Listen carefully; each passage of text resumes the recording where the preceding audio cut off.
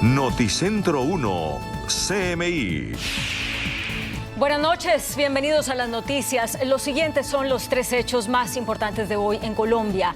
El gobierno y el ELN acordaron hoy en La Habana, Cuba, la creación de un fondo multidonante para el proceso de paz. También se prorrogó por 6 meses el cese el fuego bilateral, que estará vigente hasta agosto.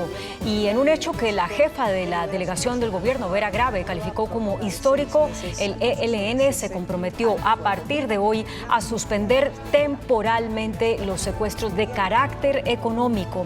También, según lo acordado, el fondo financiará con carácter progresivo las actividades pactadas por la mesa de diálogos y los acuerdos sobre estos temas: participación, cese el fuego, dinámicas humanitarias, zonas críticas y lo referente a las actividades del ELN en el cumplimiento de los acuerdos. Vamos a hablar más de esta noticia en nuestra emisión nacional a las 9 de la noche. La Iglesia Católica celebró hoy la prórroga del cese el fuego con el ELN, pero pidió mayor respeto por la población civil. En entrevista con Noticentro 1 CMI, el cardenal Luis José Rueda y el arzobispo de Popayán, Monseñor Omar Alberto Sánchez, pidieron que el cese de secuestros se extienda a todos los ámbitos y que no sea solo con el de fines económicos. Celebraron también la creación del fondo multidonante para financiar el proceso de paz. Ampliación de esa noticia en nuestra emisión nacional a las 9 de la noche. El fiscal general de la Nación, Francisco Barbosa, aseguró que por ahora no está interesado en otro cargo público. Al presentar su rendición de cuentas, el fiscal advirtió que no se arrepiente de ninguna de sus acciones y también anunció que continúa el caso Odebrecht. Hablaremos más de esta noticia en nuestra emisión nacional a las 9 de la noche. Las siguientes son las noticias más importantes del mundo hoy. Expresidente de Chile Sebastián Piñera muere ahogado en un helicóptero. Piñera pilotaba el helicóptero en el que también viajaban 3 personas más que sobrevivieron al accidente. Chile decreta luto nacional y líderes de izquierda de la región recuerdan a Piñera como un líder de centro derecha que trabajó por la región. El 2 veces presidente de Chile, Sebastián Piñera, murió este martes ahogado al caer a un lago el helicóptero que él piloteaba. Un accidente aéreo le cobró la vida al exmandatario chileno Sebastián Piñera, ocurrido en Lago Ranco, en la región de Los Ríos, sur de Chile, hacia las 2:57 de la tarde hora local de este martes 6 de febrero. En la aeronave pilotada por Piñera también viajaban su hermana, un amigo empresario y su hijo, los cuales sobrevivieron. 3 de ellos pudieron llegar por sus propios medios a la orilla, están fuera de peligro, pero no fue el caso del 4º tripulante, que era el expresidente Sebastián Piñera. Hace pocos momentos hemos tenido la confirmación de parte de Carabineros que nos indica que la Armada pudo llegar al lugar donde se provocó el accidente y recuperar el cuerpo del expresidente Piñera, que ha fallecido. Juntos vamos a construir un buen futuro.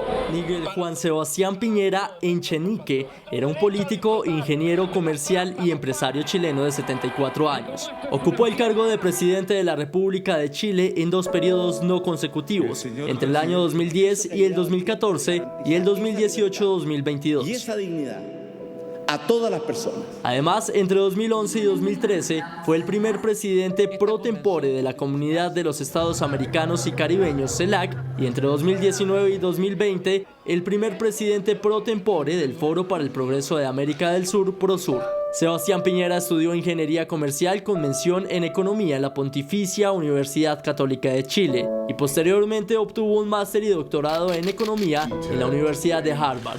Su vida estuvo ligada al negocio bursátil y a la política. En el ámbito financiero fue dueño de una de las mayores fortunas de su país, con un capital estimado de $2.700 millones en el año 2017, convirtiéndose así en uno de los 10 mayores millonarios de nacionalidad chilena de su tiempo. Y por eso, si yo soy presidente de Chile... En el campo político se postuló en 3 oportunidades a la presidencia de Chile. Primero en el 2005, siendo derrotado por Michelle Bachelet en segunda vuelta. Luego en 2009, donde superó a Eduardo Frei Ruiz. Y en 2017, donde venció en segunda vuelta a Alejandro Guiller. Debemos ser libres.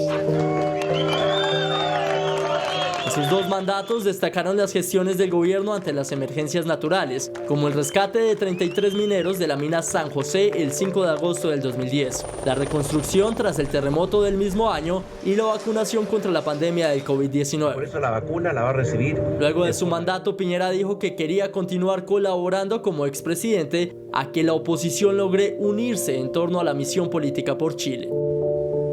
Líderes de Latinoamérica lamentaron la trágica muerte del expresidente de Chile, Sebastián Piñera.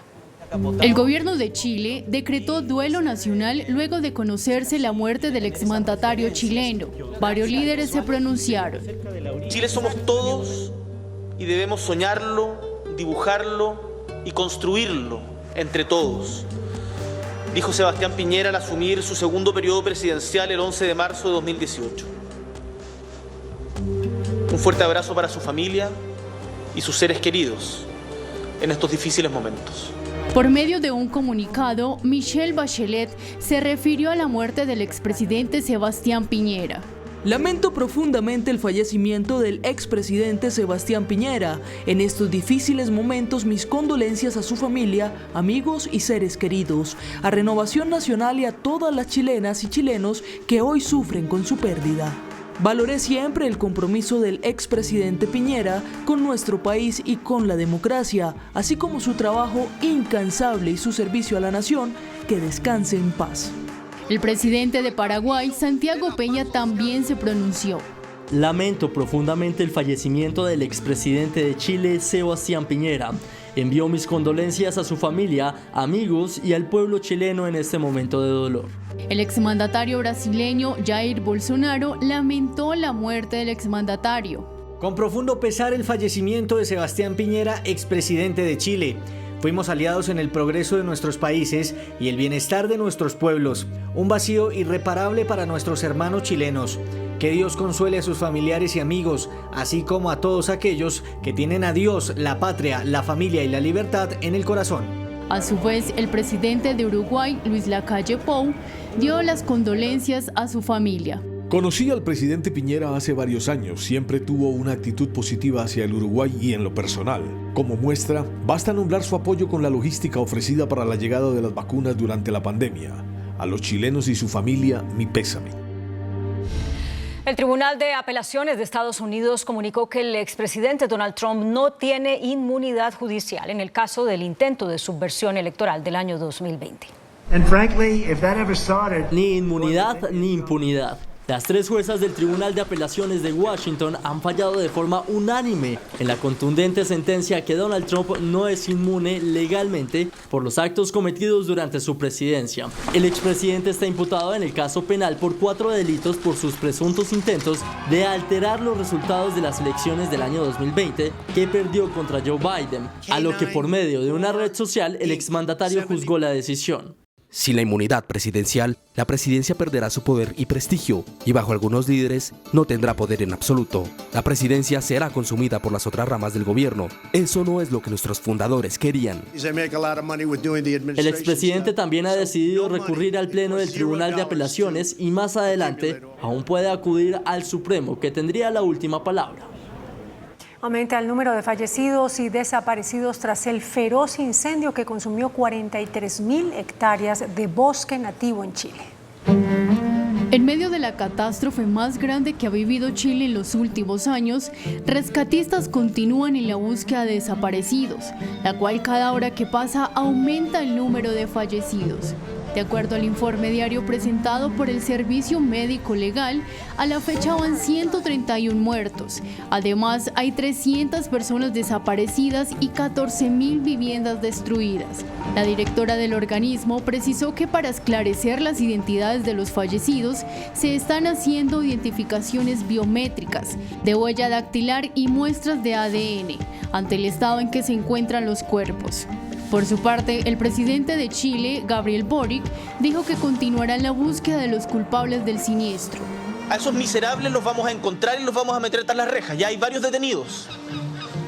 Pero que sepan, cualquiera que se encuentre prendiendo un foco y desatando la tragedia que hemos visto, lo vamos a buscar por todas partes y le va a caer todo el peso de la ley Por otro lado, la organización del Festival de Viña del Mar, uno de los festivales musicales más importantes de Chile, que abre el inicio del verano de sus habitantes, anunció la cancelación de su gala inaugural. Sin la participación de la oposición, Venezuela empezó a construir el calendario para las elecciones presidenciales de este año. La Asamblea Nacional de Venezuela, controlada por el chavismo, empezó a construir una propuesta de calendario electoral para las presidenciales de este año, a través de un proceso de consulta que ha sido cuestionado por el principal bloque opositor que no participa en estas reuniones. El presidente de la Asamblea, Jorge Rodríguez, indicó que creará una comisión de trabajo que desarrollará 3 puntos básicos a considerar. Primero, los principios constitucionales y políticos. Segundo, el establecimiento de garantías e igualdad de condiciones. Y tercero, una propuesta real de calendario que sea discutida, consensuada y firmada. Fue una reunión sumamente constructiva, sumamente clara en los postulados y creo que nos va a conducir a desarrollar elementos concretos para presentarle al pueblo de Venezuela y al Consejo Nacional Electoral. Los encuentros se celebran en la sede del Parlamento con el propósito de escuchar las ideas de los representantes de los empresarios, trabajadores, líderes religiosos y otros movimientos de cara a los comicios, aún sin fecha definida. Por su parte, los partidos opositores, Primero Venezuela y Acción Democrática, propusieron celebrar los comicios en julio de este año. La justicia argentina ordenó reabrir una investigación en contra de la expresidenta Cristina Fernández de Kirchner. Se trata del caso denominado Ruta del Dinero K, en el que se indagaba si Fernández tenía conexión con el empresario Lázaro Báez, quien fue condenado a 12 años de prisión por lavado de activos. La Cámara Federal de Buenos Aires, un tribunal de segunda instancia, decidió que el proceso sea abierto nuevamente con el argumento de despejar por completo la incertidumbre que representa conocer la verdad de los hechos y la participación de la imputada en el caso. Y continúa en aumento la cifra de colombianos que ingresan ilegalmente a los Estados Unidos a través de la frontera de ese país con México. De acuerdo con los últimos datos revelados por la Oficina de Aduanas y Protección Fronteriza, en diciembre del 2023, el tercer mes del año fiscal, fueron detenidas al menos 19.200 personas que intentaban ingresar ilegalmente o solicitar asilo. Esta cifra es la segunda más alta que se registra en toda la historia de esas mediciones. El ejército israelí anunció que pronto iniciará su ofensiva en Rafah, razón por la que la ONU mostró una gran preocupación debido a que en esa ciudad se resguardan los desplazados del sur y del norte de Gaza. La ONU calificó lo que sería este hecho como un crimen de guerra. En búsqueda de una victoria y de eliminar a Hamás por completo, la defensa de Israel anunció que su ofensiva continuará hasta el bastión de Rafah, la zona más meridional de la franja, donde se refugian más de 1,1 millones de desplazados del sur y el norte de Gaza. Por su parte, la ONU ha advertido que una ofensiva militar israelí en Rafah sería un crimen de guerra, puesto que así lo estipula en el derecho internacional humanitario. Además, la Agencia de la ONU para los Refugiados Palestinos guarda la esperanza de que los países donantes revisen la suspensión de la financiación tras la publicación de un informe preliminar sobre las afirmaciones israelíes de que una docena de sus empleados participaron en el ataque del 7 de octubre de Hamás, y así poder brindar ayuda a la población gazatí que vive una crisis humanitaria. En su visita a Israel, el presidente de Argentina, Javier Milei, anunció que moverá la embajada de su país a Jerusalén. Milei ha iniciado su visita oficial a Israel, la cual será de 3 días, que incluyen reuniones con las autoridades nacionales como el presidente Isaac Herzog, el primer ministro Benjamin Netanyahu, importantes empresarios y autoridades religiosas, hasta encuentros con las familias de algunas víctimas del ataque terrorista de Hamás el pasado 7 de octubre. Luego de la visita al Muro de los Lamentos, uno de los lugares más emblemáticos de Israel, el mandatario argentino prometió mudar en algún momento la embajada a Jerusalén. Además, ratificó su posición sobre el conflicto entre Palestina e Israel, señalando que el gobierno israelí está ejerciendo su derecho a la legítima defensa y anunció su intención de declarar a Hamás como organización terrorista. En Estados Unidos, una tormenta en el sur de California causó más de 100 deslizamientos de tierra. Al menos 3 personas perdieron la vida entre ríos de lodo y escombros que inundaron calles y que generaron el corte del fluido eléctrico. Las autoridades advirtieron que las lluvias y en algunas zonas las fuertes nevadas no se detendrán en las próximas horas, afectando también las ciudades de Los Ángeles, San Diego y el estado de Arizona. Agricultores españoles iniciaron protestas en varias carreteras del país. Exigen mejores condiciones laborales. Las protestas de los agricultores europeos se han contagiado a España, que se ha visto inmersa desde hoy en movilizaciones del sector primario que se piensan prolongar durante todo el mes de febrero. Vías interrumpidas en puntos de acceso a grandes ciudades como Cataluña, Madrid, Málaga, Valencia, entre otras, son algunas imágenes que se producen. Los agricultores y ganaderos malagueños se suman así a las protestas de sus compañeros en otros puntos del país y de países europeos para reivindicar mejoras para el campo, como el cumplimiento de la ley de cadena alimentaria o el mantenimiento de la rebaja de impuestos del gasóleo agrícola. En Alemania presentaron el edificio más grande, creado completamente a partir de una impresora 3D.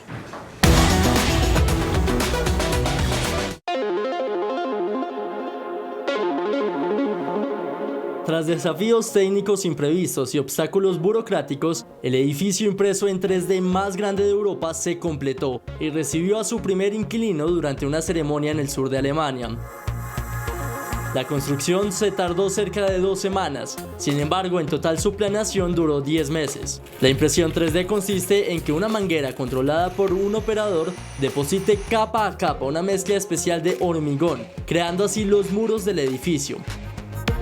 Sin embargo, los elementos horizontales como los techos siguen teniendo que construirse por métodos tradicionales. El edificio de 55 metros de largo, 11 metros de ancho y 9 metros de alto albergará un centro de computación.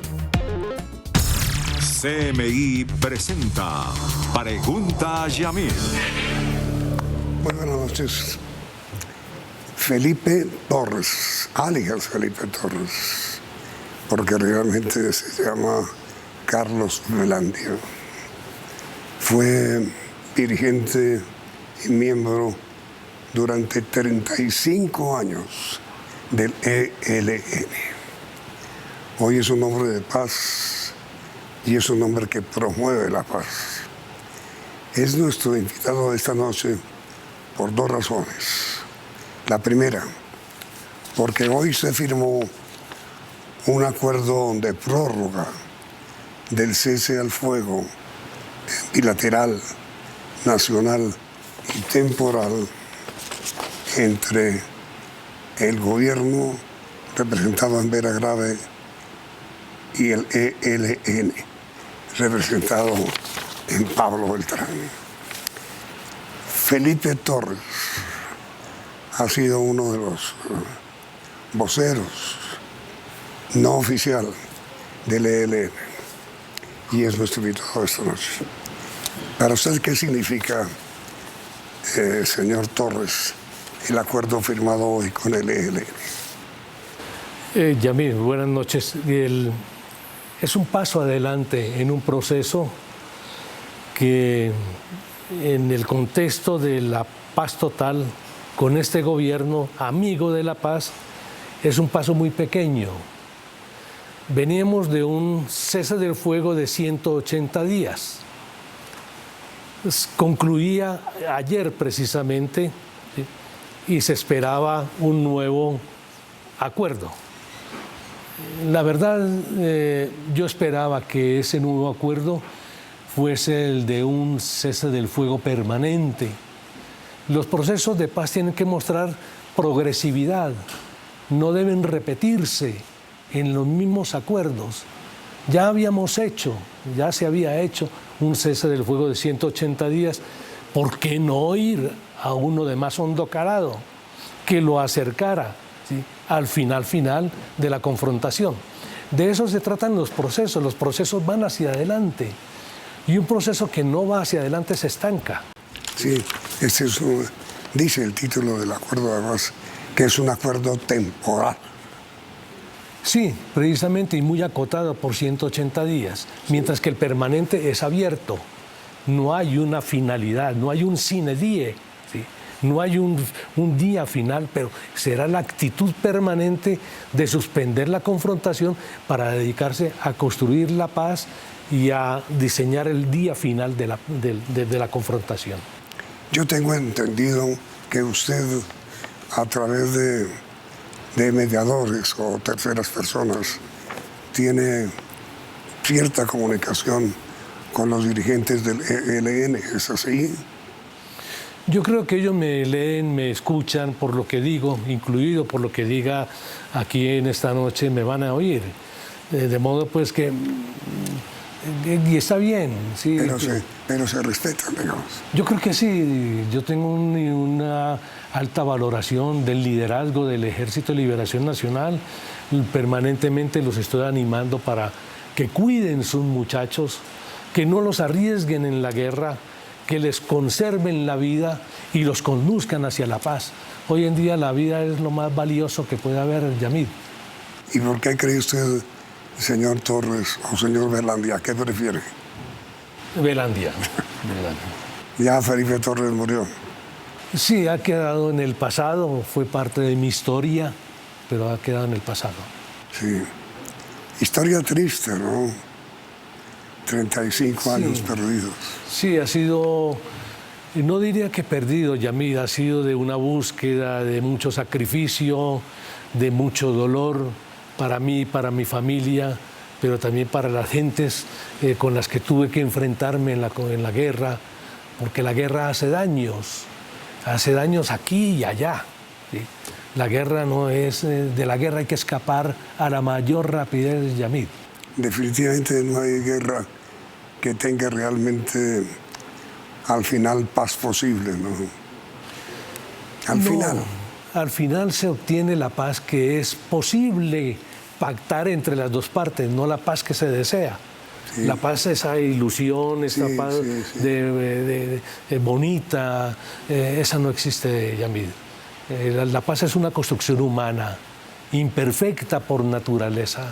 ¿Y por qué adoptó usted el nombre de Felipe Torres? Yo conocí a Felipe, un tío abuelo, yo siendo muy niño, y él nos contaba sus peripecias en la guerra, durante la Guerra de los 1000 días. Él estuvo en la Guerra de los 1000 días. Él fue combatiente en la Guerra de los 1000 días. Guerra que perdió el Partido Liberal, ¿no? Sí, perdió el Partido Liberal, pero la perdió. Bueno, es difícil que se pueda decir que una guerra la gana alguien. Sí, ambos la perdieron, los liberales y los conservadores. Sí. Pero fue un episodio que en cierta forma, pudiéramos decir, posibilitó también definir lo que es la República nuestra. La perdió el Partido Liberal porque el Partido Conservador se unió o recibió un poco el apoyo de Estados Unidos. En cierta forma sí, y porque los Estados Unidos alentaban la sublevación en Panamá. Con el Actuc Panamá. Actuc Panamá era un propósito que tenían el manotazo a echarle... Mr. Roosevelt. Mr. Roosevelt a echarle la mano a Panamá. Y esto alentó la confrontación en Colombia. ¿Y su tío abuelo qué tuvo que ver con la Guerra de los 1000 días? Ser un combatiente raso, Yamid, allí no había mayor... ¿Del Partido Liberal? Sí, porque es que tampoco había opciones. Iban los ejércitos, hacían encierro de plaza y se llevaban a los jóvenes. Allí no le preguntaban, ¿usted es liberal, es conservador? No, era reclutamiento a la brava. El documento que se produjo hoy con la prórroga del cese al fuego bilateral y nacional del ELN, dice usted que lo decepcionó un poco por el carácter de temporal que le dieron. Ha debido firmarse un acuerdo definitivo. No tanto el definitivo, porque ese es el punto de llegada de todo el esfuerzo. Ese sería el acuerdo final que hay que buscar. Pero en el camino, sí, para mostrar que si avanza, debía haberse pactado un cese de fuego permanente. Hay con qué hacerlo, Yamid. sobre todo cuando hay una comunidad internacional dispuesta a apoyar. También hay una sociedad anhelante que apoya el proceso de paz. Y además hay un gobierno que está jugado con la paz total, ¿sí? Si no se hace la paz con un gobierno que ha sido generoso, que ha sido abierto, que ha aceptado todo el paquete que traía el ELN desde el gobierno del presidente Santos.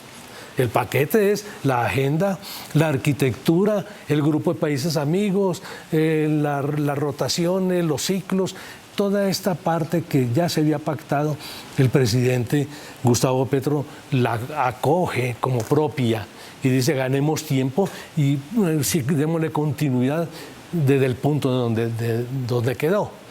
De modo pues que tanta generosidad, caramba, debe ser correspondida, digo yo, ¿sí? Haciendo que el proceso sí avance y se pueda firmar un acuerdo de cese del conflicto, de cierre del conflicto armado con ese gobierno. Pero mire, en general la opinión pública tiene la consideración, la opinión de que el acuerdo de paz con el ELN se va a lograr. Es posible que sí, obviamente es un proceso que está encaminado hacia el logro de un objetivo, pero no creo que vaya a alcanzar tiempo. El manejo del tiempo, es decir, allí funcionan dos tiempos, el tiempo del ELN y el tiempo político del país, que es el tiempo del gobierno. Son dos tiempos diferentes. El tiempo del ELN es como el tiempo del agricultor, el que siembra la semilla, echa el agüita, la ve crecer, las plantas. Los tiempos políticos del país van a otra velocidad, Yamil, y otro tipo de necesidades. De modo pues que, y además, sí, el presidente Gustavo Petro, los gobiernos son como los yogures, tienen fecha de caducidad. El tiempo de Gustavo Petro, nuestro presidente, se le agota el 7 de agosto del 2026. Por favor, si de aquí a un año no se ha logrado acuerdos sustanciales, acuerdos estratégicos que marquen un antes y un después, yo creo que el proceso pasa a otro gobierno sin saber quién pueda venir.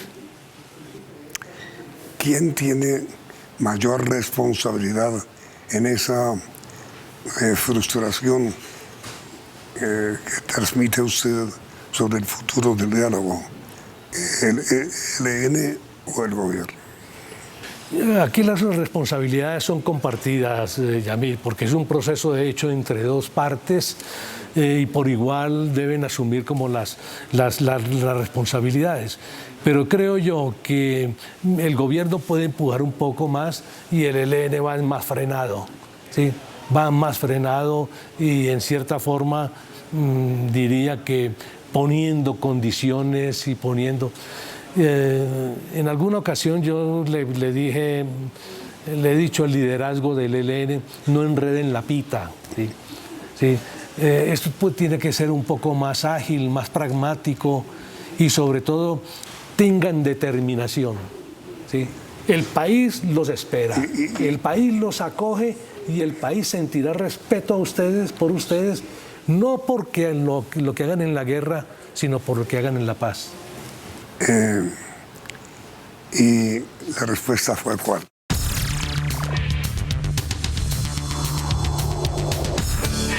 Y la respuesta que usted recibió de parte de los dirigentes del ELN fue ¿cuál, señor Velandia o señor Felipe Torres? Todavía la estoy esperando. No, sí.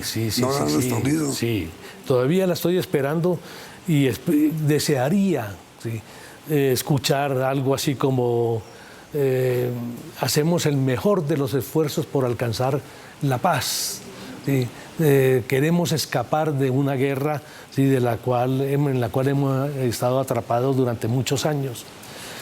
Hay una frase que me gusta mucho y que la pronunció un dirigente guerrillero que se llama Joaquín Villalobos, que fue comandante del Frente Farabundo Martí para la Liberación Nacional. A él en una ocasión le preguntaron, señor Villalobos, ¿qué cree usted que se va a alcanzar con los acuerdos de paz que se han firmado? ¿Sí cree usted que va a llegar la paz? La respuesta que él le dio y dijo, miren, nosotros cuando firmamos ese acuerdo no esperábamos llegar al cielo, esperábamos escapar del infierno. Yo creo que ese es un poco, Yamid, ese es el tipo de respuesta que uno quisiera escuchar, que dejamos atrás, ¿sí?, una mala época de muerte, de desgarraduras, de sociedades, de familias destruidas, y nos lanzamos a un nuevo periodo, a una nueva era de construcción humana, de construcción en economía, de construcción de cultura ciudadana, de cosas buenas para el país, ¿sí?, y que se pueden hacer con cualquier gobierno, ¿sí?, liberal, conservador, de cambio radical, de Colombia humana, en fin, del que sea, pero sin el acicate de la guerra. Y la guerra es un freno para todo, Yamid. Pero a ver, señor Adelante, en una unión de parejas, cuando hay una discusión o una disputa, un desacuerdo, pues hay que hablar. ¿El diálogo está interrumpido? No, hay un diálogo y es muy fluido, pero creo yo que es un diálogo que está muy, en primer lugar, institucionalizado. Se han creado unas formas, unas maneras de dialogar y eso está bien, pero al mismo tiempo... ¿Qué es lo que está haciendo Vera Grave? Está haciendo Vera y está haciendo la delegación, pero es van con, los pasos son muy pequeños y las necesidades son muy grandes. Pequeños y lentos. Y muy lentos. Mire, en este asunto pues, de preparar la participación llevan cerca de año y medio, van a cumplir año y medio y van a seguir preparando la participación hasta el mes de abril o el mes de mayo, ¿sí?, cuando lo que se quisiera es que se generen ya las condiciones, ¿sí?, y los mecanismos para que la gente participe y la gente hagan los pactos sociales, que estos pactos sociales, en la voz del presidente, serían vinculantes. Y esa es la construcción de paz en el territorio, Yamid. Eso es lo que se busca, que sea la gente la que construya la paz, no sea una paz impuesta por unas minorías por allá en una ciudad fuera del país haciendo un acuerdo. Así no llega la paz. Hay una novela, y de la novela una película que se llama Alguien tiene que ceder. ¿Quién tiene que ceder? Yo diría que ambas partes técnicamente tienen que ceder, pero yo creo que más el ELN. El ELN, sobre todo porque el país también ya ha conquistado, hecho conquistas muy importantes. Y este gobierno es una conquista democrática, más revolucionaria. Los revolucionarios buscamos este tipo de gobierno, un gobierno abierto, democrático, pluralista, de estirpe popular. ¿Sí? Es una conquista, Yamid, de los sectores populares, que no se había dado en 200 años. ¿Cómo no va a entender el ELN que también ese es una victoria suya? Digamos que el ELN al cual usted perteneció luchó durante 30 y pico de años por tener un gobierno como el actual. Sí, sin lugar a dudas, y está escrito. En el año 2005, en un congreso del 2005, se planteó, vamos a luchar por un gobierno de paz y equidad. Y ese es el gobierno, de paz y equidad. De paz total. La paz total, en la versión del presidente Gustavo Petro. ¿Y por qué sus ex compañeros del ELN no aceptan? Ellos traen una carga política, una carga también ideológica, obviamente a la que tienen todo el derecho de defender y conservar. Pero yo creo que aún no han entendido que el mundo les cambió de una manera muy rápida y repentina. Ocurrieron tres cosas muy importantes, Yamid. Una, desapareció un aliado estratégico que era las FARC. Ya no existe las FARC. el ejército guerrillero más portentoso del continente en toda su historia, ¿sí? Desapareció producto de un acuerdo político y una transformación en un partido político. Ya no existe FARC, eso es una realidad. Se quedó el ELN solo. Y el ELN solo no gana una guerra en ese país, sí, no la gana. Sí. En segundo lugar, sí, ganó las elecciones el presidente Gustavo Petro, un gobierno de estirpe popular, acunado en las izquierdas, con un discurso progresista y con un programa progresista en el que aborda la paz como su más grande tesoro. ¿Sí? Y en tercer lugar, sí, una sociedad empoderada que dice no más a la guerra. Esto le ha costado un poco al ELN entenderlo. ¿Sí? Creo yo que ya lo está entendiendo, pero hay que generarle una presión positiva. ¿Qué es presión positiva? Es presión no violenta, es hacerle ver con argumentos. Si los amigos, ¿sí?, de la paz nos movemos en esa dirección, le decimos, no, por ahí no es. Mire, Yamid, el ELN ha tomado la determinación de al menos de suspender temporalmente la práctica del secuestro, es por la presión positiva de los medios, ¿sí?, de la sociedad colombiana, de la comunidad internacional, del mismo gobierno que le dice, no más, se acabó, el asunto del secuestro no va más. ¿Sí? Y esto lo lleva a que el ELN recapacite y tome en consideración este tipo de presiones. Y mire, señor Velandia, ¿usted por qué dice eso? ¿Por qué hace eso que está haciendo? Yamil, porque a mí se me está yendo la vida. Soy bastante mayor, luché toda mi vida por grandes cambios a través de la guerra. Comprendí un momento en que comprendí que por la vía de la guerra no lograríamos los cambios, que sí los podríamos lograr por la vía de la paz y la transformación democrática, y estoy trabajando por eso. El país que yo ayudé a incendiar alguna vez, sí, tengo la obligación moral y mi deber como ciudadano ayudarlo a pagar.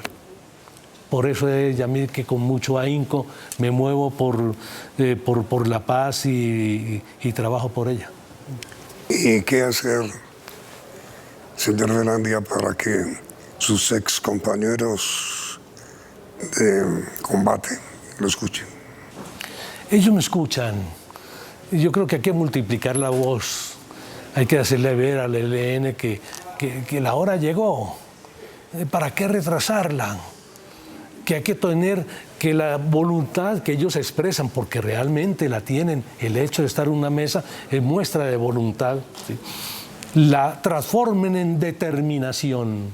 Y determinación son decisiones para ir al fondo, ¿sí?, a buscar la firma del acuerdo final de paz. ¿Sí?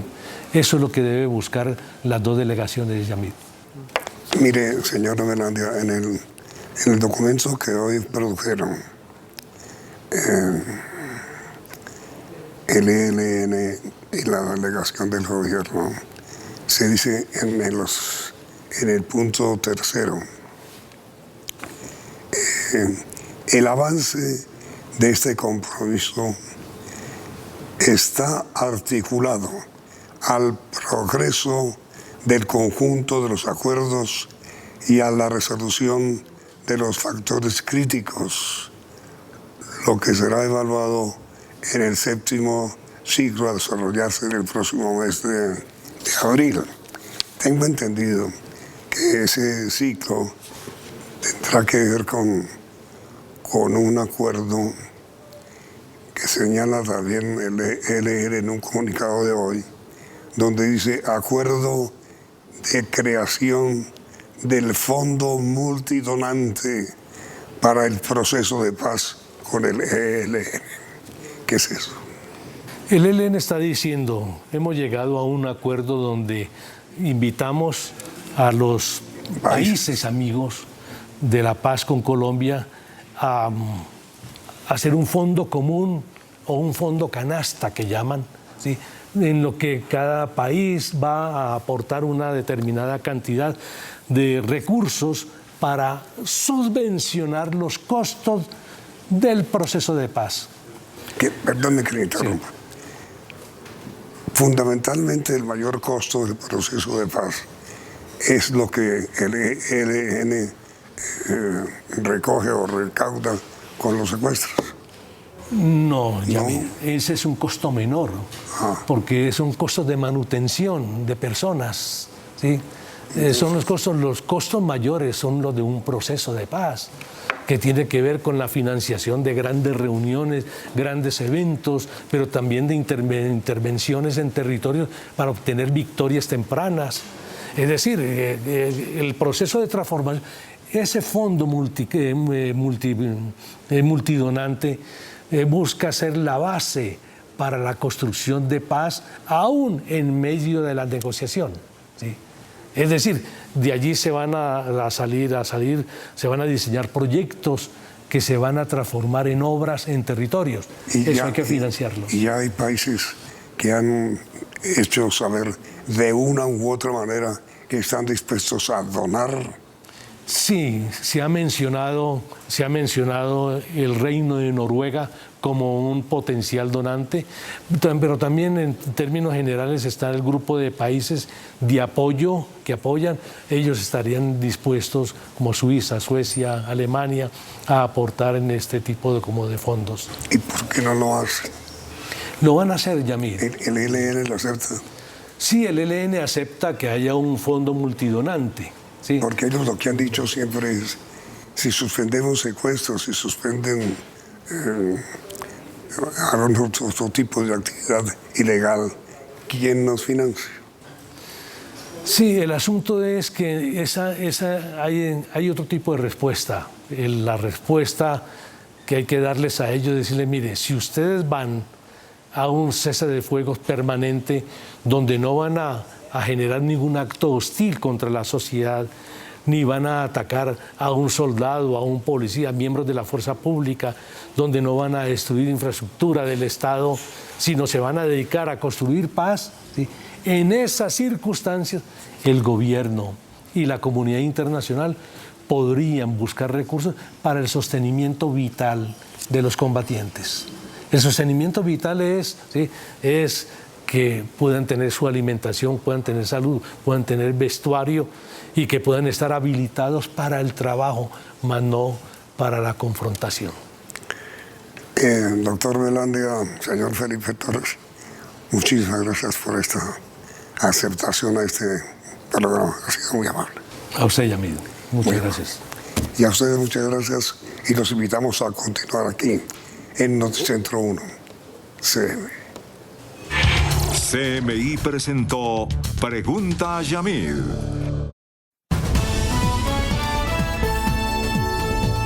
Noticentro 1, CMI. Expresidente de Chile Sebastián Piñera muere ahogado en accidente aéreo. El exmandatario piloteaba el helicóptero. Se salvan su hermana y otros 2 ocupantes. No se sabe con exactitud la razón precisa de su muerte, porque habría muerto por ahogamiento. Gremios económicos exigen seguridad en las regiones. Histórico acuerdo con ELN. Fondo multidonantes para financiarlo. Colombia pide a Estados Unidos enviado especial para la paz. Gran reforma a la justicia propone Vargas Lleras.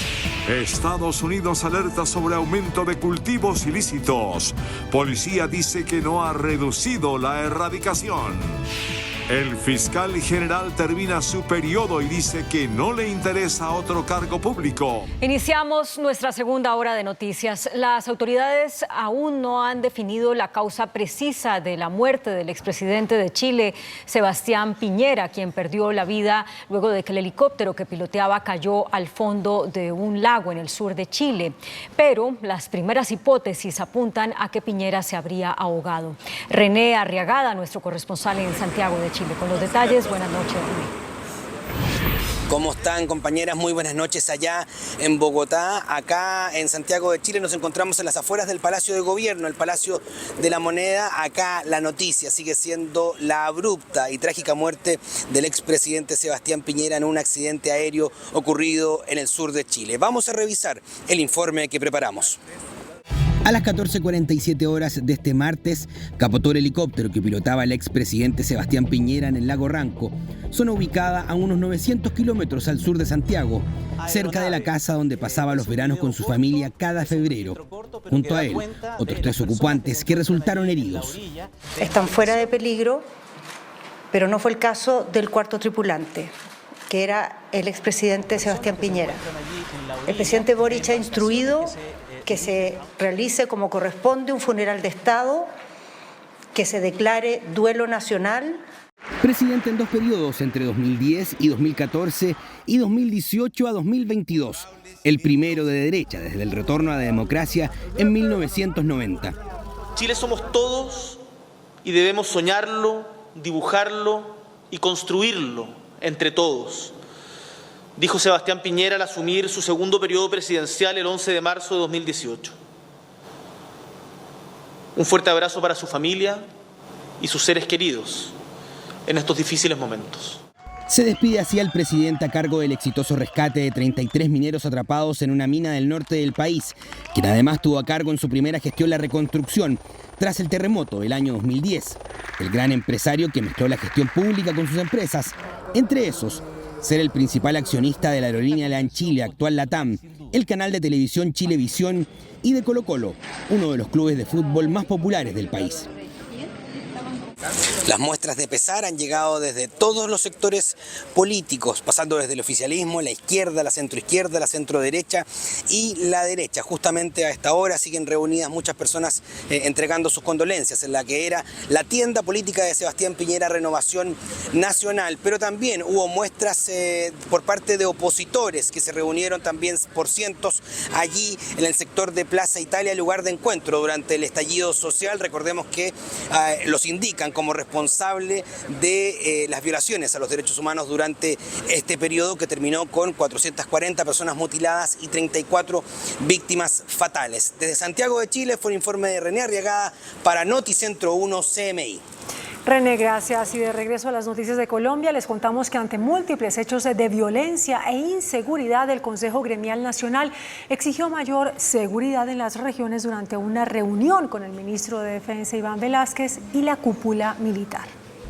En el Metropolitan Club, ubicado en el norte de Bogotá, se reunió el Consejo Gremial y el Ministerio de Defensa para acordar acciones de seguridad y combatir delitos que afectan a los sectores productivos del país. Yo lo que diría, digamos, como resumen general, es que evidentemente ha habido un incremento en algunos de los temas que más preocupan a los empresarios de la población en el territorio. Mencionamos, y como lo dije hace un rato, el tema de extorsión, el tema de secuestro, el tema de bloqueos y el tema de ataques, por ejemplo, a infraestructura de transporte. Ante la exigencia de la ANDI, el ministro de Defensa, Iván Velásquez, le respondió: con un propósito común de lograr incidir de manera muy fuerte en la seguridad que podamos generar, como lo decía el presidente del Consejo Gremial Nacional, que podamos lograr a partir de esta metodología que también acordamos ahora, incidir efectivamente en los niveles de seguridad en el país. Se anunció la creación de un observatorio de seguridad gremial. Tendremos la oportunidad de hacer casi que mensualmente o cada mes y medio reuniones especiales en las cuales ellos nos puedan contar cuáles son los avances, cuáles son las estrategias y nosotros tengamos la oportunidad de compartir con ellos información de los empresarios, información de los ciudadanos, información desde el territorio e información desde los sectores. El encuentro se dio por la necesidad de articular a la fuerza pública con los distintos gremios de Colombia para conocer de primera mano necesidades en materia de seguridad y amenazas que enfrentan en cada región. El gobierno y el ELN acordaron hoy en La Habana, en Cuba, la creación de un fondo multidonante para el proceso de paz que ambas partes negocian. También pactaron prorrogar por 6 meses el cese el fuego bilateral. Estará entonces vigente hasta agosto.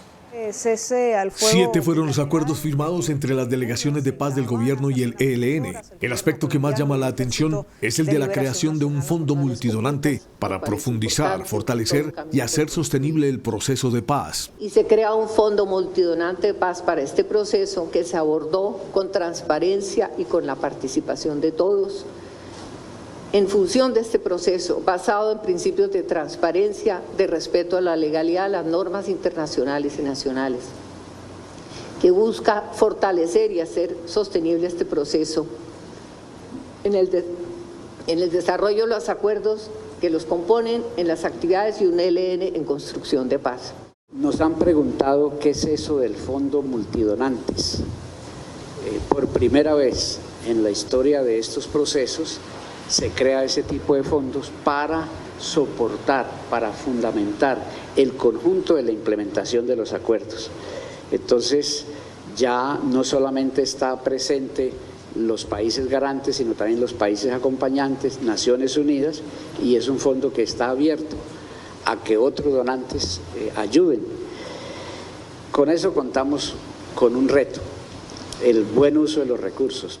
Según lo acordado, el fondo financiará con carácter progresivo las actividades pactadas por la mesa de diálogos y los acuerdos sobre los siguientes temas: participación, cese el fuego, dinámicas humanitarias, zonas críticas y lo referente a las actividades del ELN en cumplimiento de los acuerdos. Por primera vez en la historia, este grupo guerrillero suspende de manera unilateral y temporal las retenciones de carácter económico. Hay un hecho histórico, es que el ELN suspende como decisión las retenciones con fines económicos, como las llama el ELN. Esto es un paso fundamental que tenemos que valorar. Abrimos un compás de espera en operaciones de finanzas que conllevan retención de personas. Un compás de espera en la medida de que se haga una suspensión temporal mientras que avance el cese y avanza otro conjunto de acuerdos que le permita al ELN comprometerse aún más en nuevas esferas de un cese al fuego. Las partes se comprometen a no realizar las acciones prohibidas en el derecho internacional humanitario, en particular las contenidas en el Protocolo 2 de 1997, adicional a los convenios de Ginebra. Abordamos también el tema del paramilitarismo. Se acordó además la creación y puesta en marcha de un observatorio sobre las formas del paramilitarismo. Firmamos acuerdo en torno a... La prórroga del cese al fuego con el ELN generó opiniones divididas en el Congreso de la República. Hombre, si el gobierno sigue insistiendo en que van a financiar al ELN, están llevando a un delito. Uno no puede financiar grupos terroristas. Esa es una conducta incluso prohibida para las naciones.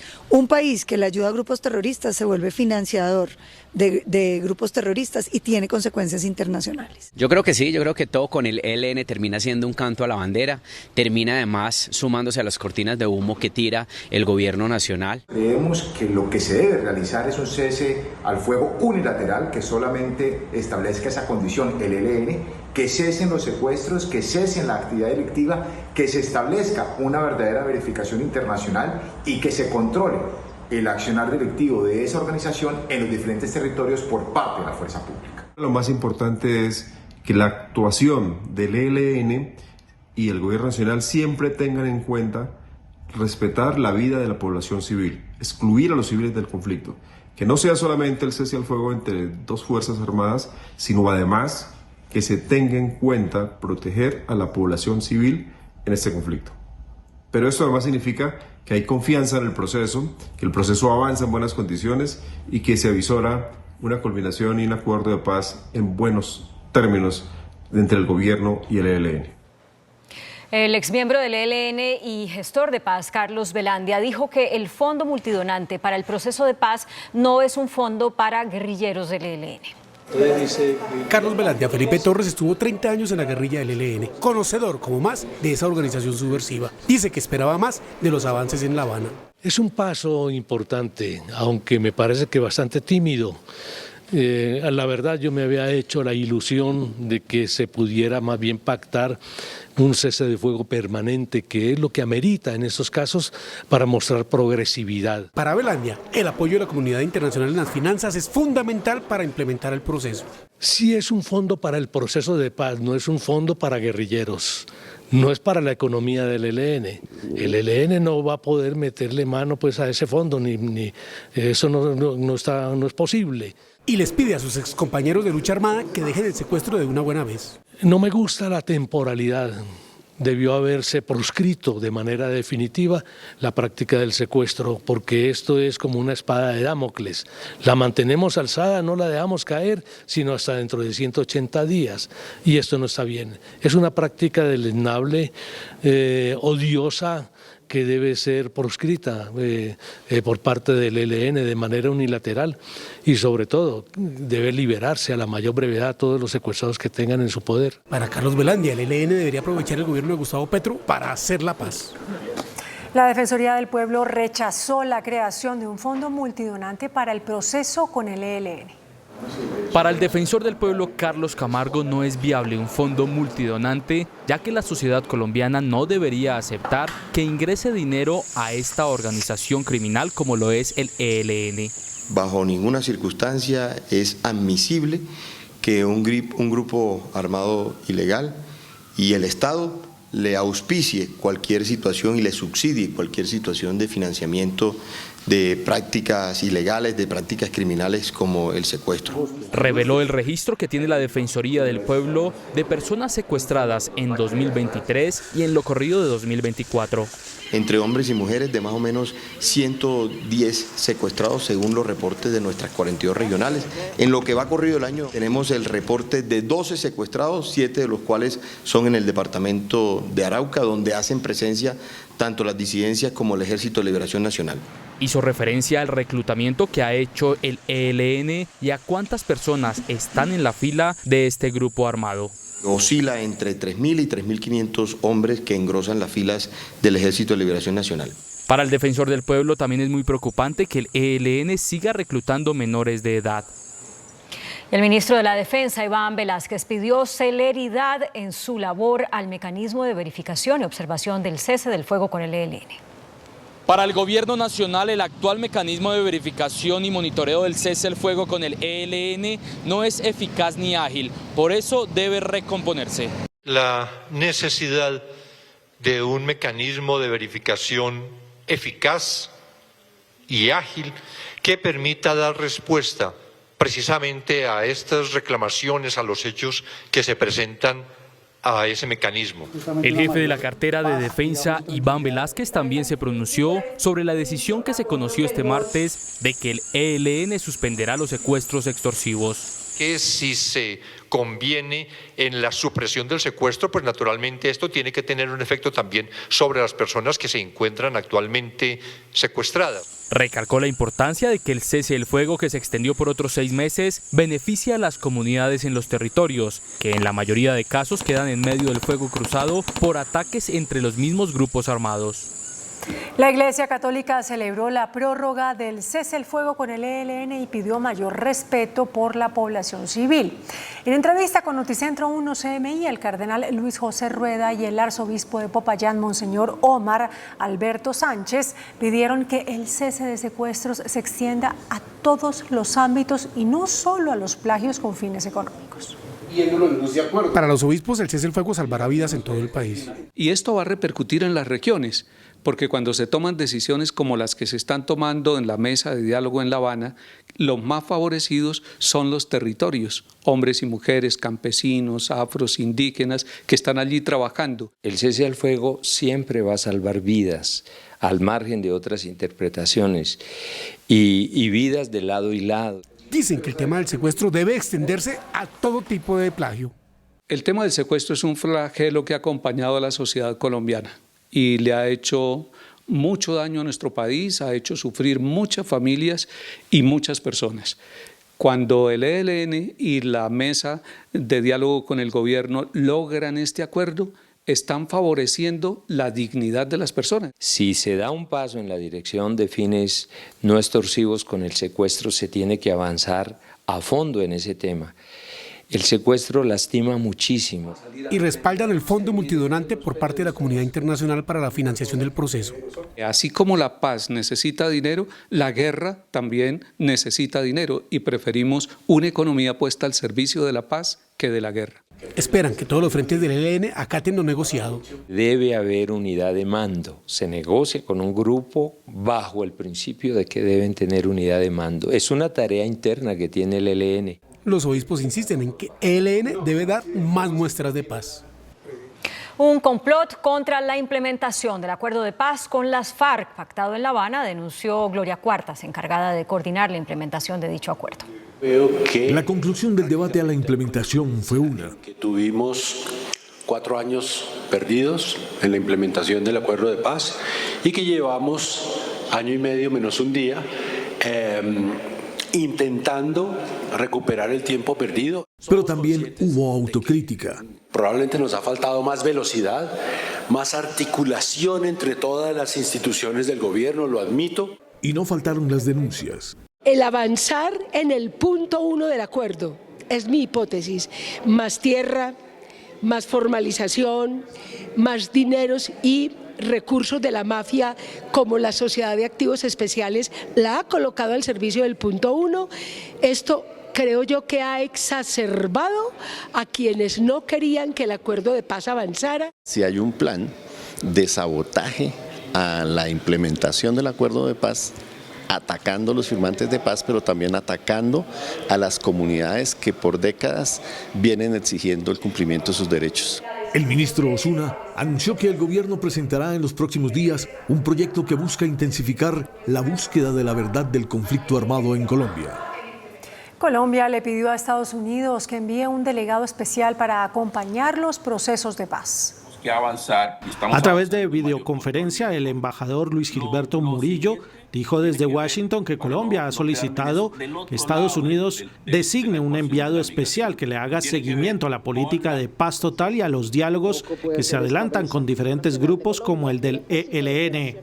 Estados Unidos ve con mucho interés este proceso, lo que he podido captar aquí en Washington. Nosotros hemos hecho la solicitud de que se pueda tener mayor acompañamiento y que ojalá se tuviese un enviado o un acompañante a este proceso para tener mayor cercanía y podernos beneficiar mucho más de asistencia técnica que puede brindar Estados Unidos. Al final de este foro de la Cámara de Comercio Colombo-Americana, una de las principales conclusiones es que el futuro de las relaciones comerciales y políticas entre Colombia y Estados Unidos no debe afectarse, cualquiera que sea el resultado de las elecciones presidenciales en ese país. Juan Armando Rojas, Noticentro 1, CMI. Eliminar la Procuraduría, el Consejo Superior de la Judicatura y las Contralorías regionales, propone el exvicepresidente Germán Vargas Lleras para reformar la justicia. Vargas Lleras es uno de los 40 expertos de la comisión que integró el gobierno para reformar la justicia. El exministro de Justicia propone eliminar el Consejo Superior de la Judicatura para crear una gerencia en la rama judicial. Eliminar a la Procuraduría General de la Nación por ser una entidad que, dice él, le cuesta 1.5 billones de pesos a los colombianos.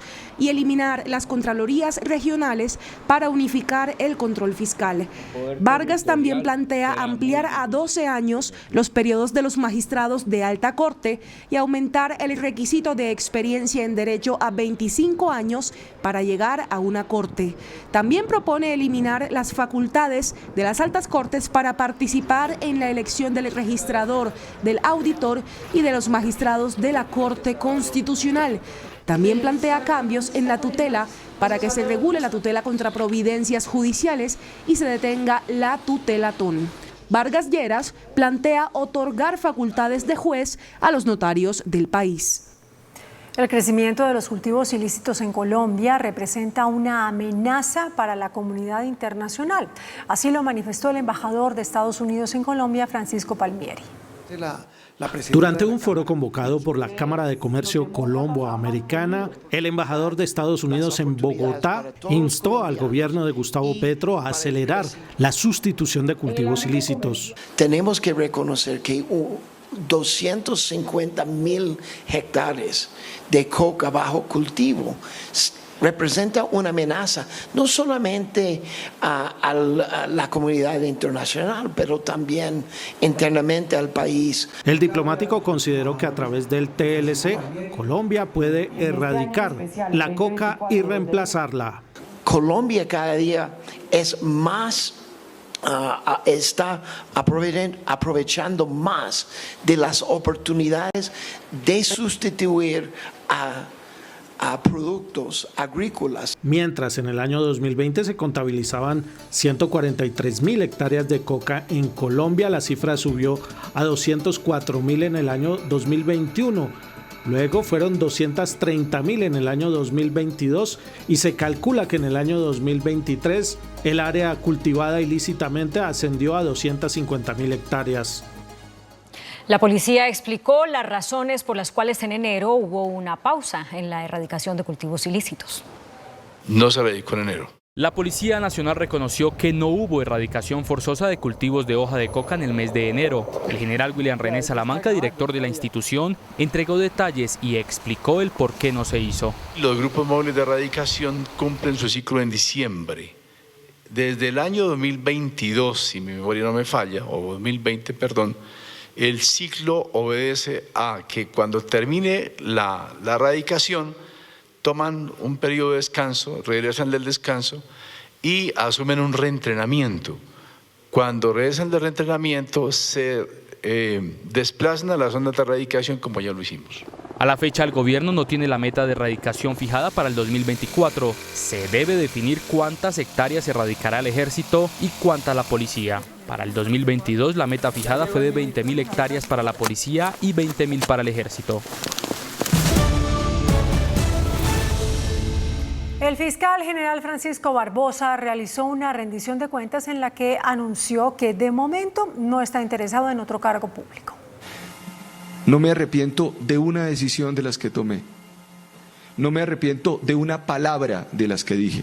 Durante casi 6 horas, el fiscal general y sus funcionarios protagonizaron en el Club El Nogal un evento lleno de elogios y logros. Pero hoy tengo la tranquilidad de que puedo salir a la calle y la gente está agradecida por la labor que se ha adelantado en la Fiscalía General de la Nación. Con eso me basta y me sobra. Barbosa, quien culmina su periodo legal el próximo lunes, aseguró que se dedicará a la docencia. Por lo pronto no me interesa ningún otro servicio público diferente a volver a mi casa tranquilo y dedicarme a hacer otras cosas distintas, porque la verdad es que la gente, yo no sé de dónde vienen con todas las historias que tiene alrededor de lo que uno hace. El fiscal aprovechó para criticar al presidente de la República, Gustavo Petro, por haber publicado el domingo pasado un trino que atribuyó a Barbosa. Y cuando llega uno a la ciudad de Bogotá se encuentra incendiado el país. Que eso sí, y uno ni entiende por qué. Sí. Por un fake Francisco Barbosa. En la diligencia anunciaron que el caso Odebrecht continuará con una petición de la contabilidad de la empresa al gobierno suizo.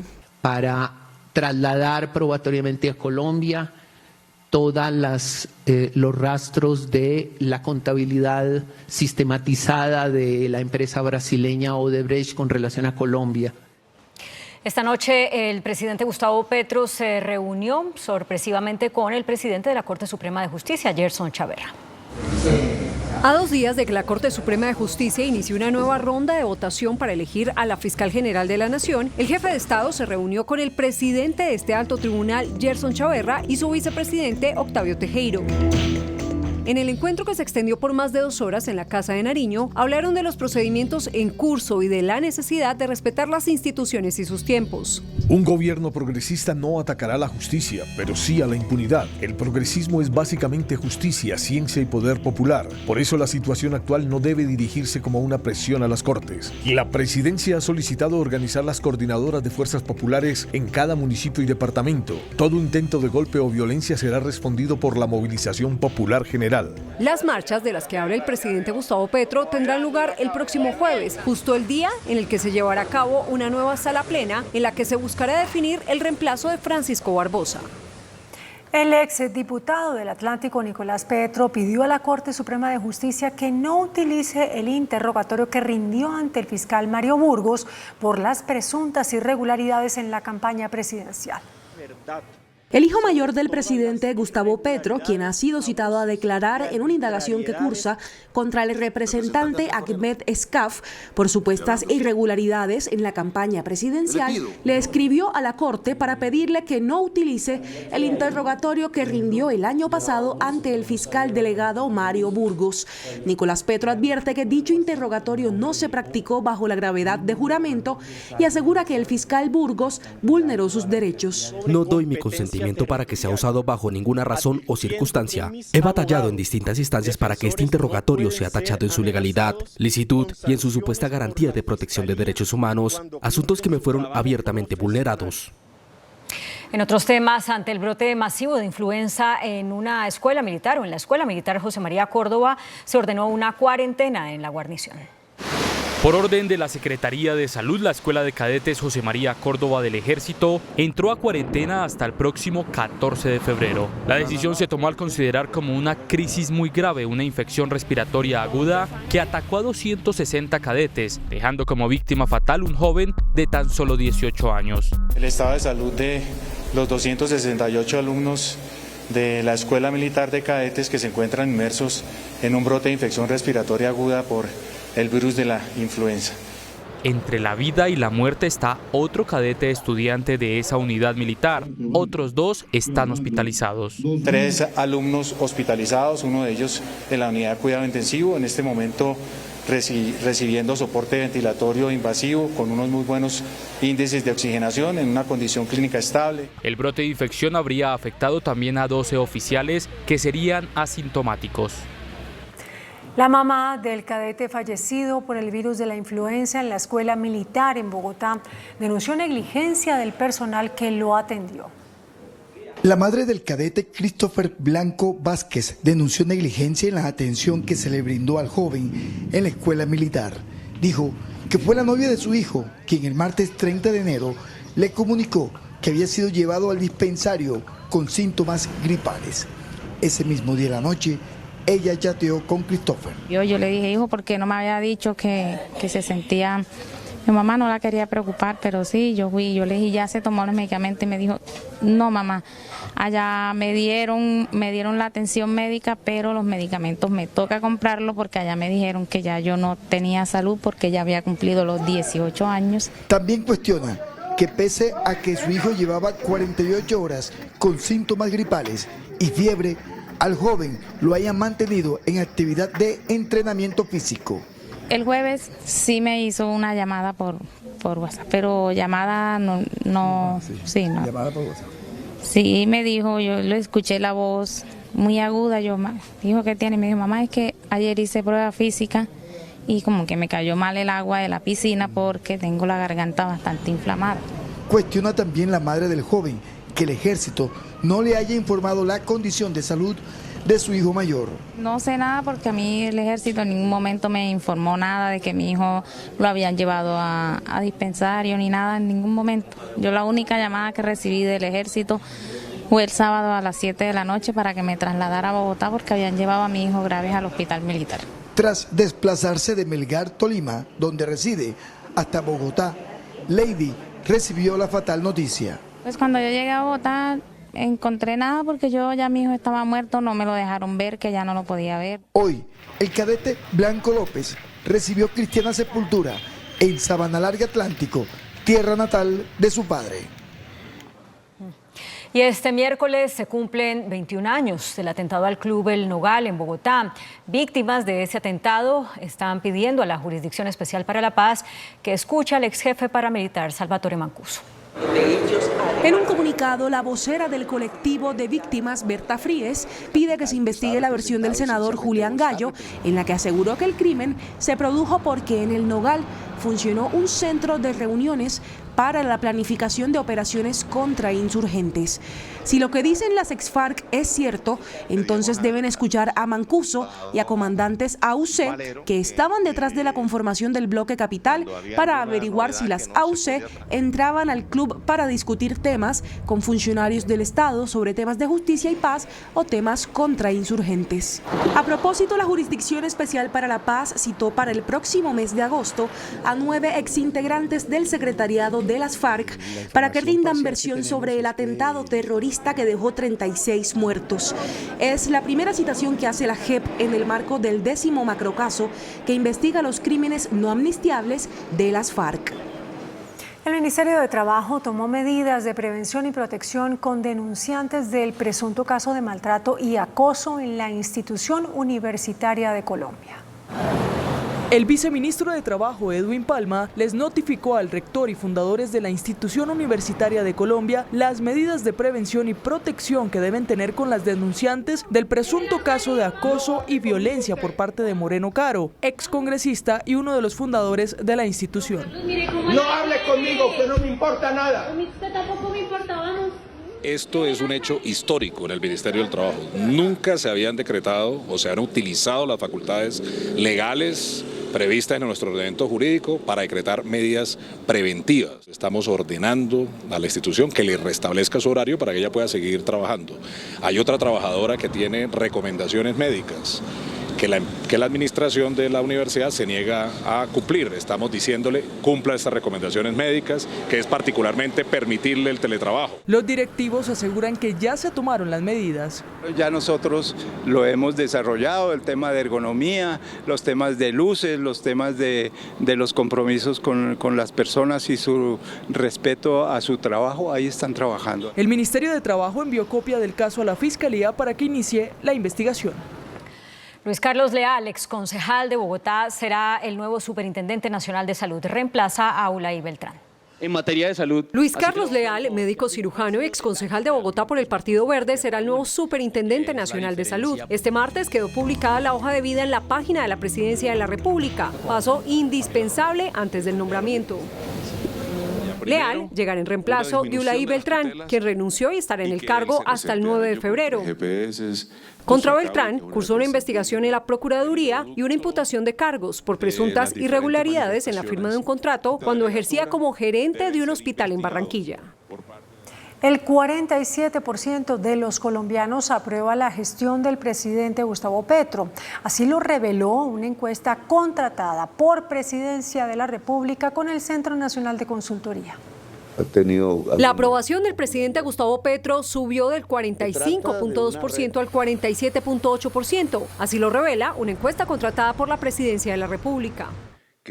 Por regiones, el respaldo a la gestión del mandatario está así. En el Caribe y en el suroccidente del país hay una aprobación del 62.1%. En Bogotá baja al 49.5%. En Antioquia y en el eje cafetero apenas es del 37.3%. Y en el centro oriente del país es donde peor le va al presidente, con un 32.3% de aprobación. El balance de imagen y respaldo al presidente y al gobierno es muy positiva, a pesar de una bestial campaña desinformativa. La encuesta también consultó a los colombianos sobre si el país va por buen camino. El 51% cree que va por mal camino, contra el 42.5% que piensa lo contrario.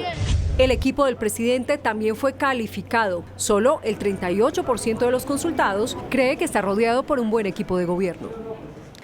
El IDEAM pronosticó lluvias en gran parte del país durante esta semana. Después de un mes con altas temperaturas e incendios forestales, Colombia vivirá una semana con fuertes lluvias en gran parte del territorio nacional. Las precipitaciones que están esperándose están más enfocadas hacia la región pacífica, de igual manera hacia Antioquia, Cundinamarca, Santanderes, Piedemonte Llanero y hacia la Amazonía. Aunque ya no hay alertas rojas por amenaza de incendios forestales, se activaron las alertas por deslizamientos de tierra. En este momento tenemos un pronóstico de amenaza por deslizamientos de tierra en 465 municipios. De ellos se encuentran en alerta roja 55 municipios, destacándose Nariño con 10 municipios, Cauca y Chocó con 7 municipios. Se espera que la próxima semana regrese el tiempo seco al país. La Fiscalía advirtió que tiene las pruebas suficientes para condenar al abogado Diego Cadena por la supuesta manipulación de testigos en el proceso del expresidente Álvaro Uribe. El jurista insiste en su inocencia. El exabogado del expresidente Uribe enfrentará formalmente un juicio por los hechos que rodearon el supuesto soborno a testigos. Es el encargado de mantener contento al señor Carlos Enrique Vélez para que mantenga su posición de declarar falsamente. Y en el caso del señor Juan Guillermo Monsalve, este trabajo lo hace directamente el señor Diego Javier Cadena Ramírez. La Fiscalía aseguró en la audiencia que tiene las pruebas para lograr la condena contra el jurista. Con el fin de que se pudiera cambiar la posición jurídica que tenía la Corte Suprema de Justicia. Cadena reiteró que es inocente. ¿Acepta usted sí o no los cargos por los cuales se le ha formulado acusación dentro del presente proceso? No acepto cargos, señoría. En los próximos días arrancará la declaración de los testigos en el juicio. Por errores de trámite de la Fiscalía, la juez que adelantaba el proceso contra el ex candidato presidencial Óscar Iván Zuluaga se apartó del caso.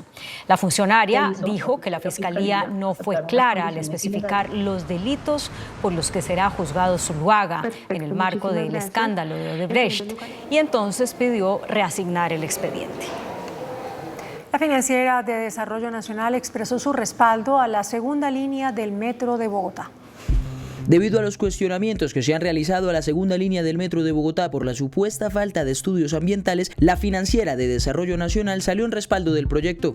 El proceso cuenta con el apoyo de la banca multilateral y cumple con todos los requisitos sociales y ambientales requeridos por estas instituciones y con los respectivos estándares internacionales. Por otra parte, después de los señalamientos de la empresa Metro de Bogotá al contratista chino a cargo de la primera línea del metro por retrasos en la obra, la empresa explicó el funcionamiento de robots que llegarán al país a agilizar los trabajos que se realizan en la primera línea del Metro de Bogotá. Esa soldadura se estaba haciendo manualmente. Y ese proceso de hacerlo manualmente nos tomaba más o menos 1 hora y media. Con los nuevos robots que estamos trayendo de China, la nueva tecnología, somos capaces de lograr esa misma soldadura en 30 minutos. El contratista le confirmó a este noticiero que son más de 800 pilotes que se han hincado a lo largo del trayecto del metro, la mayoría en el tramo de origen en el suroccidente de la ciudad. En Cali quedará prohibido el consumo de alucinógenos en el espacio público. El alcalde Alejandro Eder anunció la expedición del decreto esta semana. El alcalde de Cali, Alejandro Eder, confirmó que ya tiene listo el decreto para prohibir el consumo de drogas en el espacio público. Lo que nosotros buscamos es restringir el consumo de sustancias psicoactivas en los espacios públicos, especialmente en los parques y a un radio de 200 metros. Acogiendo la facultad que les dio a los alcaldes el Ministerio de Justicia, Eder limitará el consumo a la propiedad privada. Pues preferiblemente en la casa será, pero lo que no queremos es que sigan consumiendo en los espacios públicos. El burgomaestre estuvo este martes en Bogotá, reunido con funcionarios del gobierno nacional. La SAE, por ejemplo, destinará predios de la mafia para la construcción de vivienda en Cali. Vimos 2 lotes de muy buen tamaño para nuestra ciudad. Ya vamos a comenzar a evaluar cómo recibimos esos lotes para fomentar la construcción de vivienda y también para otros usos. Eder se reunió con la vicepresidenta y con Laura Sarabia, pero no con el presidente Gustavo Petro. El Consejo de Bogotá empezó a debatir el futuro de la ciudadela educativa y del cuidado, proyecto que dejó adjudicado la alcaldía de Claudia López a tan solo días de finalizar su administración. En debate de control político de la Comisión de Plan de Desarrollo que preside la bancada de gobierno, tienen claro que para el Plan Distrital de Desarrollo que viene es fundamental modificar el uso de los suelos de la ALO Norte para la construcción de la ciudadela educativa y del cuidado. Es importante que se haga la ciudadela, esto no es contra la ciudadela, pero no en los predios de la ALO. 60 años de historia tiene los predios de la ALO, se han invertido recursos de la nación y del distrito. Desde la administración reconocen que es un proyecto que se debe revisar. En este momento esa licitación se encuentra suspendida y se está revisando específicamente el desarrollo de ese contrato. La bancada del partido de la saliente alcaldesa de la capital defiende el polémico proyecto. Si quisieran cambiar este proyecto tendrían que tumbar o cambiar el plan de ordenamiento territorial y yo creo que el alcalde pues no debería gastar su tiempo. El viernes se reanuda el candente debate en el Cabildo Distrital. Hace pocos minutos se presentó un atraco masivo en un restaurante de un sector de Chapinero en Bogotá. En una exclusiva cafetería del norte de Bogotá, 4 hombres fuertemente armados ingresaron a hurtar a todos los comensales que allí se encontraban. Celulares, computadores, bolsos, relojes y dinero en efectivo fueron parte del botín de los delincuentes. En ese momento uno de los asaltantes, un muchacho bastante joven, forcejeando con 2 señoras, pues para quitarle sus pertenencias. Entonces después volteó a mirar en una esquina y había otro sujeto armado también sometiendo, y ahí es cuando todos los comensales, los que estaban comiendo en ese momento en el restaurante, todos fueron al piso por protección a sus vidas. El alcalde de Bogotá prometió que darán con su captura. Si los delincuentes entran a un sitio a robar a todos los clientes, es porque creen que no los van a capturar. Vamos a trabajar junto a la Policía de Bogotá y la Fiscalía Colombia para dejarles claro que no es así y los vamos a capturar. En Bogotá, cualquier persona tiene que poder salir tranquila a comer o a tomarse un café. Por fortuna no se presentaron lesionados de gravedad en los hechos. Servicio Noticentro 1 CMI. Recomendaciones para el consumidor turista. Infórmese sobre el precio. El precio debe estar indicado visiblemente en pesos colombianos y debe incluir impuestos y tasas. En cuanto a reservas, es importante que conozcan cuáles son las condiciones de la reserva y los horarios en que deben ser estas cumplidas. Por ejemplo, en política de cancelaciones deben conocer cuáles son estas condiciones para las cancelaciones oportunas. También tiene derecho a exigir la factura o comprobante como demostración de la transacción que está realizando. Debe conocer también y preguntar al respecto sobre los medios de pago que le están poniendo a disposición. Lo invitamos a conocer la cartilla Derechos, Deberes y Recomendaciones para el Consumidor Turista, que está indicada en el código QR en la pantalla. Un tribunal de Estados Unidos determinó que el expresidente Donald Trump no tiene inmunidad en uno de los casos que se le sigue. De otra parte, una cifra récord de colombianos ingresó a Estados Unidos ilegalmente en diciembre. Las noticias del mundo en Noticentro 1 CMI. El Tribunal de Apelaciones de Washington, Estados Unidos, determinó que el exmandatario Donald Trump no tiene inmunidad presidencial en el caso federal en su contra, en el que está acusado por tratar de revertir los resultados de las elecciones del 2020, en las que perdió contra el presidente Joe Biden, e incitar al asalto al Capitolio. Por su parte, Trump dijo que apelará la decisión del tribunal. El Parlamento venezolano, controlado por el chavismo, empezó a construir una propuesta de calendario electoral para las presidenciales de este año, a través de un proceso de consulta que ha sido cuestionado por el principal bloque opositor, puesto que no están incluidos. De acuerdo con las últimas cifras de la Oficina de Aduanas y Protección Fronteriza, en diciembre del 2023 fueron detenidos al menos 19.289 colombianos intentando ingresar ilegalmente a los Estados Unidos por la frontera sur con México, la segunda cifra más alta que se registra en toda la historia de estas mediciones. El ex embajador de Estados Unidos en Colombia, Kevin Whitaker, lanzó una dura crítica a Nicolás Maduro por pretender ganar las elecciones y dijo que el presidente de Colombia, Gustavo Petro, debe exigir democracia para Venezuela. El ex embajador de Estados Unidos en Colombia, Kevin Whitaker, dijo desde Bogotá que no le sorprenden los recientes anuncios del mandatario venezolano Nicolás Maduro de pretender ganar las elecciones presidenciales nuevamente a como dé lugar. No debe ser sorprendente de que Nicolás Maduro hable como dictador porque es dictador. No han permitido un proceso democrático legítimo desde hace el principio del chavismo hace casi 20 años. Whitaker, quien ejerció como embajador de Estados Unidos en Bogotá cuando se negociaba la paz con las FARC, le envió el siguiente mensaje al presidente Gustavo Petro. Uno puede pensar lo que quiere de Gustavo Petro. Gustavo Petro es un demócrata. Decidió llegar a oficina, al poder, a través de la democracia. Ganó las elecciones. Y ojalá que él aplique ese mismo estándar a lo que está pasando en Venezuela. En opinión de Whitaker, si en Venezuela se respetara la democracia, María Corina Machado sería la próxima presidenta. El gerente técnico del Banco de la República, Hernando Vargas, afirmó que el aumento en la inflación frenaría la reducción de tasas de interés en 2024. El directivo fue enfático en señalar que la reducción de tasas de interés para este año no será acelerada y por el contrario tomará más tiempo de lo estimado inicialmente. La razón, los riesgos que pesan sobre la inflación por cuenta del fenómeno del Niño que afecta a precios de los alimentos y las tarifas de energía. Posibles cambios en los ciclos productivos de algunos productos perecederos.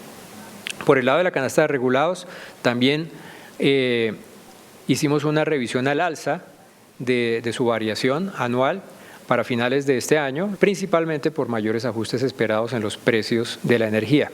La tasa, que hoy se ubica en 12,75%, bajaría al 8% de acuerdo con la encuesta de expectativas del Banco de la República. Sin embargo, esta podría ser mayor. La tasa seguirá respondiendo a la inflación, que para este año se ajustó al alza el pronóstico del 4 al 5,9%. Nuestra senda de tasa de interés, la que está detrás de los pronósticos que he descrito, es en promedio mayor que la senda de los analistas. Se espera que la tendencia mejore para 2025, donde la inflación llegaría a la meta del Banco de la República del 3%. La Cámara de Comercio Colombo-Americana dijo que hay más de 100 productos colombianos con potencial para ingresar al mercado estadounidense, pero que no lo han hecho por falta de competitividad. La exministra de Comercio y actual presidenta de la Cámara de Comercio Colombo-Americana, María Claudia Lacotir, afirmó categóricamente que Colombia no ha aprovechado a plenitud las ventajas que le ofrece el Tratado de Libre Comercio con Estados Unidos, que ha estado vigente por más de 10 años. Bastante desaprovechado. Vemos que hay 13 productos que están homologados, que no se ha dado exportaciones sustanciales, pero también porque no se tiene un producto competitivo con ventaja para poder llegar al mercado de Estados Unidos. La Cámara tiene identificado más de un centenar de productos agropecuarios con amplio potencial en Estados Unidos. Estamos hablando de productos agrícolas, donde hemos visto que los 101 productos homologados que tienen pasaporte sanitario, extrajimos a aquellos que tienen ventaja comparativa y esos han crecido un 288%. Por ejemplo, limón, tilapia, aguacate. Un informe presentado por Corfi Colombiana concluye que las medidas de ajuste anunciadas por el gobierno no serán suficientes para reducir el déficit fiscal de este año. De acuerdo con el informe de Corfi Colombiana, los ajustes fiscales presentados por el gobierno en el plan financiero para reducir el déficit fiscal no son suficientes. Se tendrá que buscar cerca de 32 billones de pesos que se dejarán de recibir por menor crecimiento, decisiones judiciales y menores recursos de capital de dividendos de Ecopetrol. El déficit subirá en 2024 de 4,4% a 5,3%, lo que obligará a un mayor endeudamiento. Insuficiente en un corto plazo, porque seguramente para el cumplimiento de la regla fiscal habrá que hacer un ajuste adicional que estimamos entre 10 y 15 billones y un ajuste insuficiente del mediano plazo. A ello se suma que se plantean ingresos para 2024 que no son estructurales, como los recursos por 10 billones de pesos de los litigios de la DIAN.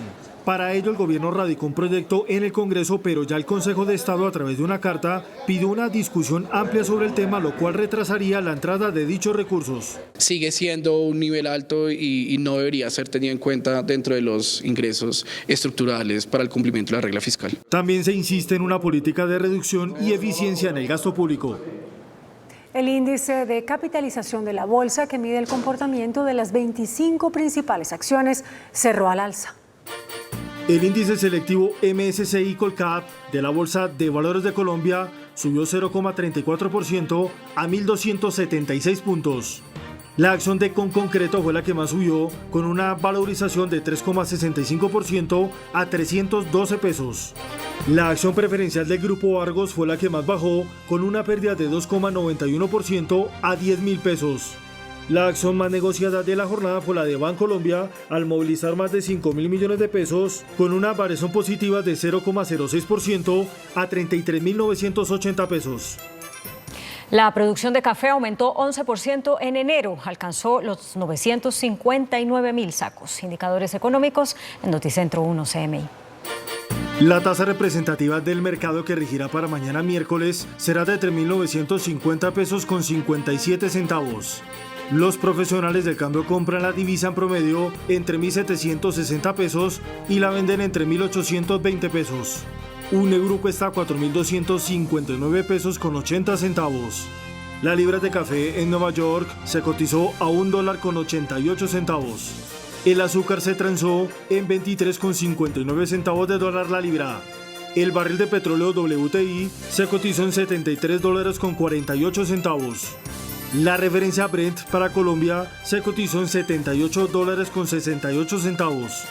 Una acción de Ecopetrol cuesta 2.355 pesos. Hasta aquí Noticentro 1 CMI.